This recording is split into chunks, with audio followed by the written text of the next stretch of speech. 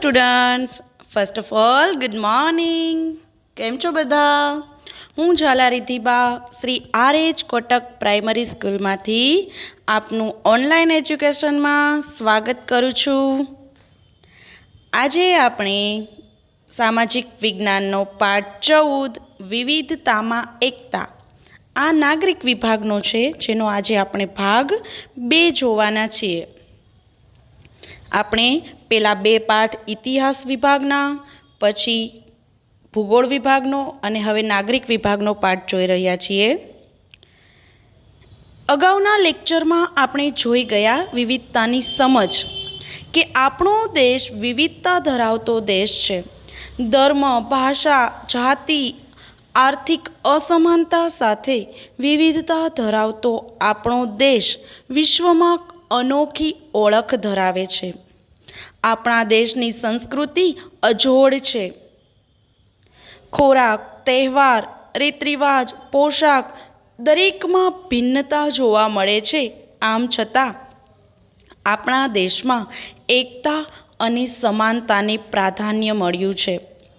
ધર્મ, ભાષા, સાંસ્કૃતિક રીત રિવાજો ઘણો બધો તફાવત જોવા મળે છે, છતાં આપણા દેશના દરેક લોકો હળી મળીને સાથે જ રહીને દરેક પ્રવૃત્તિમાં ભાગ લેતા હોય છે. તમે લોકો પણ, આપણે પણ સ્કૂલમાં તમે લોકો ભણો છો તો દરેક ધર્મના લોકો સાથે મળીને જ ભણતા હોય છે. દરેક જ્ઞાતિના લોકો છે એ સાથે જ મળીને ભણતા હોય છે. એ પછી અમીર હોય કે ગરીબ, દરેક માટે એટલા માટે જ સ્કૂલમાં સ્કૂલ ડ્રેસ છે એ હોય છે, કે જેથી કોઈ પણ વ્યક્તિને એવું ન લાગે કે હું ગરીબ છું, મારા કપડાં આના કરતાં, કોઈ અમીર વ્યક્તિ કરતાં, અમીર સ્ટુડન્ટ કરતાં સારા નથી. એટલા માટે જ સ્કૂલમાં સ્કૂલ ડ્રેસની વ્યવસ્થા હોય છે, જેથી દરેક વિદ્યાર્થી અમીર હોય કે ગરીબ એક સમાન જ દેખાય. બરાબર છે? ચાલો નેક્સ્ટ આપણે આજના લેક્ચરમાં જોઈએ વિવિધતામાં એકતા. ભારતીય સંસ્કૃતિ વિશ્વની પ્રાચીનતમ સંસ્કૃતિમાંની એક છે. ઘણી બધી પ્રાચીન સંસ્કૃતિ થઈ ગઈ. સિંધુ ખીણની સંસ્કૃતિ, હડપ્પીય સંસ્કૃતિ, બરાબર, તો ઘણી બધી સંસ્કૃતિ થઈ ગઈ. ઇજિપ્તની, આવી ઘણી સંસ્કૃતિ, ચીનની સંસ્કૃતિ છે. તો એમાં ભારતીય સંસ્કૃતિ છે એ પણ પ્રાચીનતમ સંસ્કૃતિમાંની જ એક ગણાય છે. આપણા દેશની પ્રજા પોશાક, ખોરાક, રહેઠાણ, ધર્મ, ભાષા, રીત રિવાજ, તહેવારો વગેરે અનેક બાબતોમાં એકબીજાથી ભિન્ન છે, છતાં દેશવાસીઓમાં ભાવાત્મક એકતા જોવા મળે છે. દરેક લોકોમાં ભાવાત્મક લાગણી છે. વિવિધતામાં એકતા એ આપણા દેશની, આપણી સંસ્કૃતિની આગવી વિશિષ્ટતા છે. ખાસ યાદ રાખજો, આપણી સંસ્કૃતિની આગવી વિશિષ્ટતા શું છે? તો કે વિવિધતામાં એકતા. જુદા જુદા ધર્મો, ભાષાઓ, જાતિઓના લોકો પોતાના રાષ્ટ્ર માટે પ્રેમ, સન્માન, દેશ માટે ત્યાગની ભાવના તથા તાદાત્મ્યની લાગણી એક સમાન ભાવે અનુભવે તેને રાષ્ટ્રીય એકતા કહે છે. આ રાષ્ટ્રીય એકતાની વ્યાખ્યા છે, ખાસ યાદ રાખજો.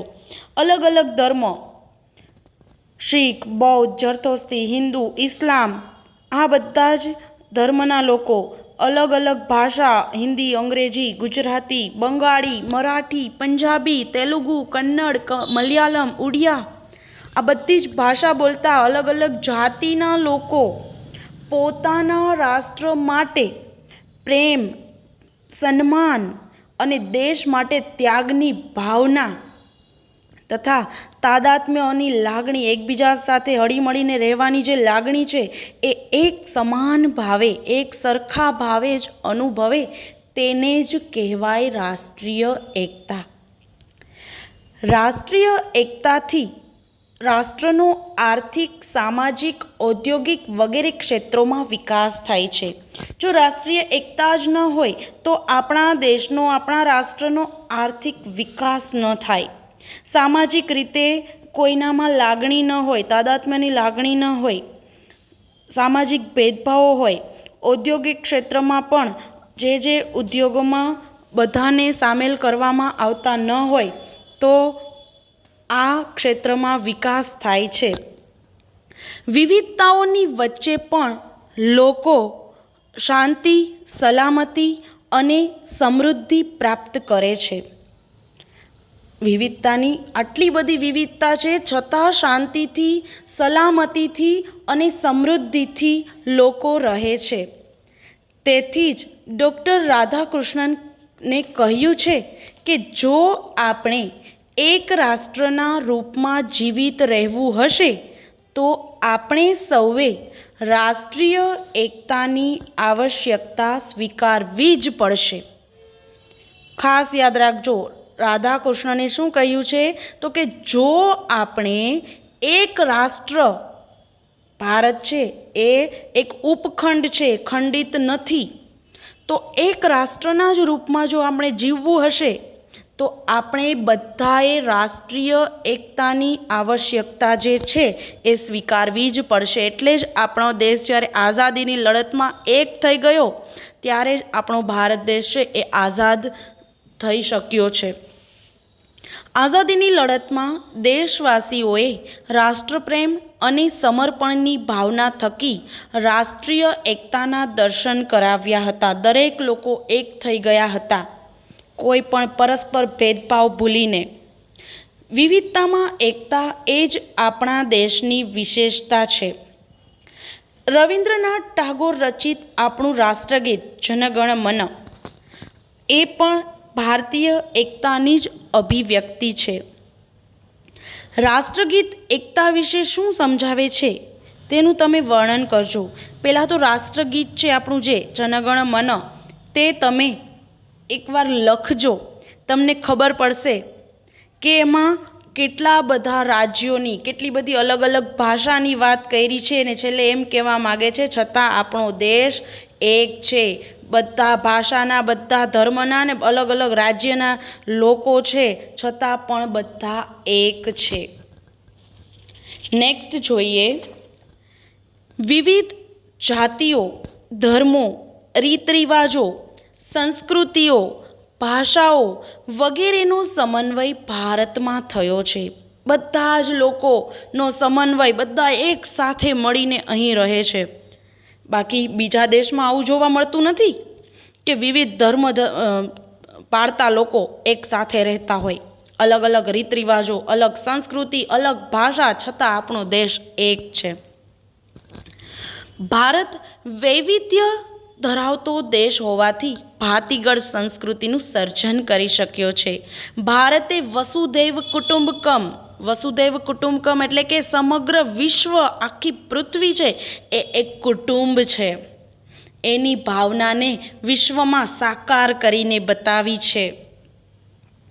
ભારતે ધાર્મિક સહિષ્ણુતા અને સર્વધર્મ સંભાવ, દરેક ધર્મને એક સમાન ગણવો એ પ્રસાર વિશ્વમાં પ્રસાર કર્યો છે. ભારત બિન સાંપ્રદાયિક દેશ છે એટલે કે અલગ અલગ સંપ્રદાયના લોકો છે એ હળીમળીને રહે છે. કોઈ પણ ધર્મને કે કોઈ પણ સંપ્રદાયના લોકોને અધિકાર છે એનો ધર્મ પાળવાનો, એનો સંપ્રદાયમાં ભળવાનો એને પૂરેપૂરો હક મળ્યો છે આપણા લોકશાહી દેશમાં. વિવિધતામાં એકતા એ ભારતીય સંસ્કૃતિનું મહત્ત્વપૂર્ણ લક્ષણ છે. આપણા દેશમાં ધર્મો, સંપ્રદાયો, જ્ઞાતિઓ, ભાષાઓ અને ઉત્સવોનું સંમિશ્રણ જોવા મળે છે, એટલે કે બધાનું મિશ્રણ થયેલું જોવા મળે છે.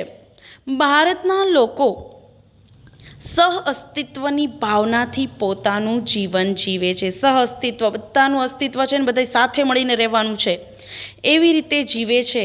અને ભારતીય પ્રજાએ આપણી વિવિધતાનું સંવર્ધન અને જતન પણ કર્યું છે જે અદ્વિતીય, અજોડ છે. હવે જોઈએ વિવિધતા અને સમાનતાના પ્રયાસો. આટલી બધી વિવિધતા છે છતાં એક સમાનતા માટેના પ્રયાસો આપણા દેશમાં થતા હોય છે. જોઈએ એમાં કે આપણા દેશમાં અનેક પ્રકારની વિવિધતાને લીધે ભેદભાવ જોવા મળે છે. આટલી બધી વિવિધતા છે, આના કારણે જ ક્યારેક વિવિધતાને લીધે ભેદભાવ પણ થાય. દેશમાં અમીર ગરીબ, છોકરા છોકરી, સાક્ષર નિરક્ષર, સાક્ષર એટલે કે ભણેલા, નિરક્ષર એટલે જેને અક્ષર જ્ઞાન નથી, નિરક્ષર. અક્ષર જ્ઞાન હોય તેને સાક્ષર કહેવાય, જ્યારે અક્ષર જ્ઞાન ન હોય તેને નિરક્ષર કહેવાય. શહેરી ગ્રામીણ અને જ્ઞાતિ આધારિત ભેદભાવ જોવા મળે છે. પ્રારંભિક સમાજ રચનામાં વ્યવસાય આધારિત વર્ણ વ્યવસ્થા હતી. પ્રારંભિક સમાજ રચનામાં વ્યવસાય આધારિત 4 વર્ણ વ્યવસ્થા હતી: બ્રાહ્મણ, ક્ષત્રિય, વૈશ્ય અને શૂદ્ર. બ્રાહ્મણો છે તે પૂજાપાઠ કરાવવાનું, ભણાવવાનું, યજ્ઞો કરાવવાનું એ કાર્ય કરતા. ક્ષત્રિયો છે, જેના હાથમાં તલવાર તમને જોવા મળે છે, તે ક્ષત્રિય. જે ક્ષત્રિયો છે તે દેશનું રક્ષણ કરવાનું, રાજ્યનું રક્ષણ કરવાની જવાબદારી પોતાના માથે લીધી હતી. વૈશ્ય છે જે એ વેપાર કરવાનું કાર્ય કરતા, જ્યારે શૂદ્ર છે તેઓ ગામની સફાઈ અને ગંદકી દૂર કરવાનું કાર્ય કરતા હતા. આવી 4 વર્ણ વ્યવસ્થા છે એ સૌ પ્રથમ સમાજ રચનામાં આપણે હતી. કેટલાક સમુદાયો આ કારણે જ આર્થિક અને સામાજિક રીતે પછાત રહી જવા પામ્યા હતા. આથી જ્ઞાતિ આધારિત ભેદભાવ ઉદ્ભવ્યા હતા, પરંતુ હવે એવું નથી રહ્યું. આ કારણે સાક્ષર લોકો વધુ આવક પ્રાપ્ત કરે છે. ઘણું કરીને સાક્ષર લોકો છે એ વધુ આવક પ્રાપ્ત કરે છે, જેથી ભણેલા લોકોનું જીવન ધોરણ ઊંચું જોવા મળે છે.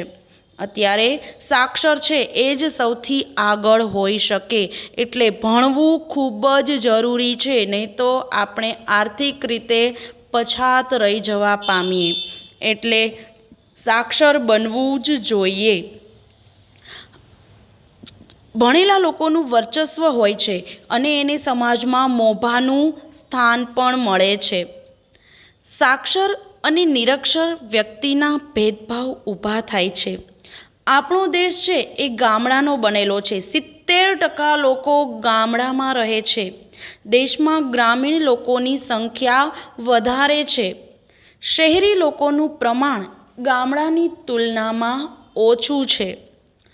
ગ્રામીણ અને શહેરી લોકોના જીવન ધોરણમાં ઘણો મોટો તફાવત હોવાના કારણે જ આ ભેદભાવ ઊભો થયો છે.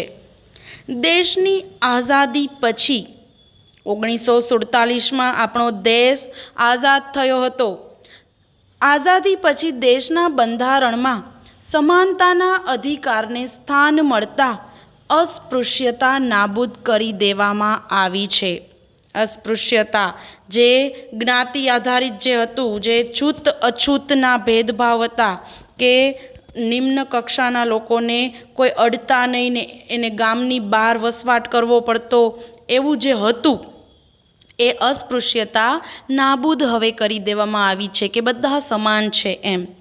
સમાનતાના અધિકારથી સૌને રાષ્ટ્રમાં સમાન તક મળે છે. ભણવા માટેની, રહેવા માટેની દરેક તક પ્રાપ્ત થાય છે. સરખો જ ન્યાય મળે છે ને સરખો દરજ્જો પ્રાપ્ત થાય છે. મફત અને ફરજિયાત શિક્ષણના અધિકારનો કાયદો અમલમાં મુકાયો છે. પ્રાથમિક શિક્ષણ મફત અને ફરજિયાત થઈ ગયું છે, જેમાં સરકારીમાં જો મફત અને ફરજિયાત શિક્ષણનો અધિકાર 6 થી 14 વર્ષના બાળકોને મળ્યો છે, જેથી સૌને સમાન રીતે પ્રાથમિક શિક્ષણની તકો મળવા લાગી છે. હવે આરટીઈ મુજબ પણ તમે પ્રાઇવેટ સ્કૂલમાં પણ એડમિશન લઈ શકો છો. લોકોના સામૂહિક વિકાસ માટે, સામૂહિક એટલે દરેક સમૂહના વિકાસ માટે ગામની સડકો, પ્રાથમિક આરોગ્ય કેન્દ્ર એટલે કે જ્યાંથી તરત જ એનો ઈલાજ થઈ શકે, પ્રાથમિક આરોગ્ય કેન્દ્ર, વીજળી, પીવાના પાણીની સુવિધા, જે બધી પાયાની સુવિધાઓ છે તે સરકારે હવે વધારી દીધી છે. લોકો પોતાના ધર્મનું પાલન કરે, પોતાની ભાષા બોલી શકે અને પોતાના તહેવારો પણ છૂટથી ઉજવી શકે એ પ્રકારની સ્વતંત્રતાઓ મળવાના કારણે આઝાદી પછીના વર્ષમાં ભેદભાવો હવે નામશેષ થઈ રહ્યા છે. બધા જ લોકો એના તહેવારો બોલી શકે છે, બધા એના ધર્મનું પાલન કરી શકે છે, ભાષા બોલી શકે છે. આ બધું જ આઝાદી પછી શક્ય બન્યું છે. ચોક્કસ જ્ઞાતિના લોકો માટે ગ્રામ પંચાયતથી સંસદ સુધીની ચૂંટણીમાં કેટલીક બેઠક અનામત રાખવામાં આવી છે. લેડીઝ માટે પણ 33% બેઠકો અનામત રાખવામાં આવી છે. એ પણ સંસદમાં સભ્ય થઈ શકે એમ છે. બરાબર, કોઈ નિમ્ન જ્ઞાતિના લોકો પણ ત્યાં સુધી પહોંચી શકે છે. નોકરીઓમાં પણ આ બાબત ધ્યાનમાં રાખવામાં આવી છે. વિદ્યાર્થીઓ માટે છાત્રાલય એટલે કે સ્કૂલ, શિષ્યવૃત્તિઓ અને આર્થિક સહાયની યોજનાઓ અમલમાં આવી, જેથી સામાજિક, આર્થિક, રાજકીય અને સાંસ્કૃતિક ક્ષેત્રે સૌને આગળ વધવાની તકો પ્રાપ્ત થઈ છે. હવે જોઈએ છોકરા છોકરી અંગેના ભેદભાવ. ઘણી જગ્યાએ છોકરા અને છોકરી અંગેના ભેદભાવ જોવા મળતા, જે પણ હવે 90% નામશેષ થઈ ગયા છે. અમુક એવા પછાત વિસ્તારો જે છે ત્યાં હજી આવા ભેદભાવ જોવા મળતા હોય છે. ભારત જ નહીં પણ વિશ્વના કોઈ પણ રાષ્ટ્રની પ્રગતિ, યાદ રાખજો, વિશ્વના કોઈ પણ રાષ્ટ્રની પ્રગતિ અને વિકાસમાં માનવ સંસાધન તરીકે સ્ત્રીઓની ભૂમિકા ખૂબ જ મહત્ત્વની છે. દરેક ક્ષેત્રમાં કોઈ પણ ખૂણે સ્ત્રીઓ છે એ હવે પહોંચી ગઈ છે. સ્ત્રી પુરુષની જે જૈવિક ભિન્નતાની સાથે સામાજિક અને સાંસ્કૃતિક દ્રષ્ટિકોણથી છોકરીઓના ઉછેરમાં ભેદભાવ હોવાથી બંનેનો વિકાસ પણ અલગ રીતે થાય છે. પરંતુ અત્યારના હવે જે ભણેલા લોકો છે એ એના સંતાનમાં કોઈ ફેર રાખતા નથી. દીકરો હોય કે દીકરી એક સમાન ગણે છે, સરખું જ શિક્ષણ અપાવે છે. અને જ્યાં આવું ન બનતું હોય ત્યાં તમે લોકો એને પ્રેરણા આપજો, તેને આ વાતથી માહિતગાર કરજો કે હવે છોકરા અને છોકરીઓમાં કોઈ ભેદ રહ્યો નથી. એ દરેક જગ્યાએ પહોંચી શકવા માટે સક્ષમ છે. એટલે એના વિકાસને અવરોધવો ન જોઈએ. આજે પણ મોટાભાગના કુટુંબમાં મહિલા છે એ ઘરકામ કરતી હોય છે, રસોઈ બનાવતી હોય છે અને માત્ર બાળકોનું ઉછેરનું જ કામ કરતી હોય છે. તેને બહાર ક્યાંય નોકરી કરવા જવા દેવામાં આવતી હોતી નથી. સ્ત્રીઓને કોઈ કુટુંબ વિષયક કોઈ ખાસ નિર્ણય લેવાનો હોય તો એની પણ સત્તા આપવામાં આવતી નથી. કારણ કે આપણો દેશ પહેલેથી પુરુષ પ્રધાન દેશ રહ્યો છે. પુરુષોને સૌથી વધારે મહત્ત્વ મળ્યું છે. એટલા માટે સ્ત્રીઓને કોઈ નિર્ણય લેવાની સત્તા નહોતી આપવામાં આવતી. હવે આવું અમુક જગ્યાએ જ બને છે. આરોગ્યની અપૂરતી દેખભાળ, શિક્ષણ, આર્થિક અધિકારોથી દીકરીઓને વંચિત રાખવામાં આવે છે. કપડામાં, રમતોમાં, અભ્યાસની તકોમાં, હરવા ફરવામાં, વિચાર વ્યવહાર વગેરેમાં છોકરીઓ સાથે ભેદભાવ રાખવામાં આવે છે. છોકરીઓમાં સાક્ષરતાનું પ્રમાણ નીચું, સાક્ષરતા એટલે એને ખૂબ ભણાવવામાં નથી આવતી. ઘણી જગ્યાએ એવા પછાત વિસ્તારમાં આપણે જોઈએ છીએ, ગરીબોમાં જે કે એની 3-4 સંતાન હોય તો એમાં જે દીકરી હોય એને ભણાવતા નથી. એને પોતાના નાના ભાઈ બહેનોને સાચવવા, ઘરનું કામ કરવા માટે ઘરે રાખતા હોય છે. માતા પિતા છે એ મજૂરી કામે જતા રહેતા હોય છે અને દરેક જવાબદારી ઘરની નાની દીકરી ઉપર નાખી દેતા હોય છે. તો એને સાક્ષરતા અને સાક્ષર પણ કરતા હોતા નથી. તો સાક્ષરતાનું પ્રમાણ નીચું હોવાથી પહેલાંના સમયમાં છોકરીઓના બાળ લગ્ન કરી દેવામાં આવતા. 11-12 વર્ષની દીકરીના લગ્ન કરી દેવામાં આવતા. પડદા પ્રથા, એને કોઈની સામે નહીં આવવાનું, ઘૂંઘટમાં જ રહેવાનું. દહેજ પ્રથા તથા અન્ય કુરિવાજોનો ભોગ બનતી. સમાજમાં પુત્ર જન્મને જ પ્રાધાન્ય હોવાથી સ્ત્રી ભ્રૂણ હત્યાનો ભોગ બને છે. સ્ત્રી ભ્રૂણ હત્યા એટલે સ્ત્રીના ગર્ભમાં એટલે પેટમાં બાળક છે એ દીકરી હોય તો એને પેટમાં જ એના ગર્ભમાં જ મારી દેવામાં આવતી. એટલા માટે જ કડક કાયદો છે એ આવ્યો છે કે ગર્ભનું તપાસ છે એ બંધ કરી દેવામાં આવી છે. દીકરો કે દીકરી એવું ક્યાંય તપાસ કરાવવા જાય તો પણ ગુનો બને છે. સ્ત્રી ભ્રૂણ હત્યા છે એનો ભોગ બનતી, દૂધ પીતી કરી દેવામાં આવતી, સતી પ્રથા, આ બધું જ પહેલાંના સમયમાં ખૂબ હતું. દૂધ પીતી એટલે કે બાળકીનો જન્મ થાય, દીકરીનો જન્મ થાય તો એને દૂધના તપેલામાં એનું મોઢું નાખી અને એને મૂંઝવી અને મારી દેવામાં આવતી. તો આ જે સ્ત્રીઓનું જે ત્યારના સમયમાં જે હતું એ બધું હવે બંધ થયું છે અને સ્ત્રીઓને પણ હવે વિશેષ અધિકારો પ્રાપ્ત થવા લાગ્યા છે. વિવિધ ક્ષેત્રોમાં મહિલાઓનું અલ્પ પ્રમાણ સ્ત્રી પુરુષના ભેદભાવ સ્પષ્ટ કરે છે. ઘણી જગ્યાએ પણ એવું અત્યારે જોવા મળે છે કે અમુક ઓફિસમાં ને એમાં મહિલાઓ ઓછી હોય છે એટલે એનું પ્રમાણ અલ્પ હોય છે, જેથી ખબર પડે છે આપણને કે આપણા સમાજમાં હજી એવું હોય છે અમુક જગ્યાએ કે સ્ત્રીઓને નોકરી કરવા દેવામાં આવતી નથી. જોકે સમાજમાં હવે જાગૃતિ અને શિક્ષણનો વ્યાપ વધવા સાથે આ ભેદભાવ ભૂંસાતા જાય છે. હવે કોઈ પણ ક્ષેત્રમાં સ્ત્રીએ આગળ પડતું તે પુરુષના ખભે ખભા મિલાવીને કામ કરી શકે છે. પાયલોટ, એન્જિનિયર, શિક્ષક કે કોઈ પણ જગ્યાએ.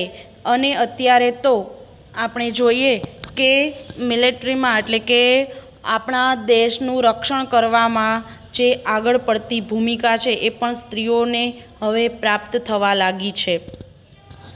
તો આ ભેદભાવ હવે દૂર થતા જાય છે અમુક ક્ષેત્રને બાદ કરતા. હવે જાણવા જેવું છે કે સ્ત્રીઓ પ્રત્યેના ભેદભાવ દૂર થાય એ માટેના કેવા પ્રયાસો થયા છે. તો ઈસવીસન 1992માં રાષ્ટ્રીય મહિલા આયોગની રચના કરવામાં આવી છે. ગરીબ મહિલાઓ સહેલાઈથી ન્યાય મેળવી શકે તે માટે નારી અદાલતોની સ્થાપના કરવામાં આવી છે. મહિલાઓની સમસ્યા, ગમે તે પ્રકારની સમસ્યા હોય તેના નિવારણ માટે હવે મહિલા કલ્યાણ કેન્દ્રની રચના થઈ છે. દેશમાં કન્યા કેળવણીનું પ્રમાણ વધે તે માટે સમાજ અને સરકાર સહિયારા પ્રયત્ન કરે છે. કુટુંબની માલ મિલકતમાં સમાન હિસ્સો મળે તે માટે કાયદા બનાવવામાં આવ્યા છે. બાળ લગ્ન, દહેજ પ્રથા, સ્ત્રી ભ્રૂણ હત્યા અટકાવવા માટે હવે કડક કાયદાઓ ઘડવામાં આવ્યા છે. દેશમાં મહિલાઓને સમાન દરજ્જો, શિક્ષણ અને સલામતી પ્રાપ્ત થાય તે માટે 1980થી અનેક કાર્યક્રમો અમલમાં મુકાયા છે. વિદ્યાર્થી મિત્રો, અહીં આ પાઠ પૂર્ણ થાય છે. તમને સરસ સમજાઈ ગયું હશે કે આપણા દેશમાં ઘણી બધી વિવિધતા છતાં આપણે એક થઈને રહીએ છીએ. અહીં વિવિધતામાં એકતા પુરવાર થાય છે આપણા દેશની. તો આપણે હવે અહીં આ નાગરિક વિભાગનો પાઠ પૂર્ણ કરીએ છીએ. ફરીથી નેક્સ્ટ લેક્ચરમાં એક નવો વિભાગ, ઇતિહાસનો વિભાગ આપણે ભણીશું. ત્યાં સુધી આવજો. Have a nice day. Thank you for watching.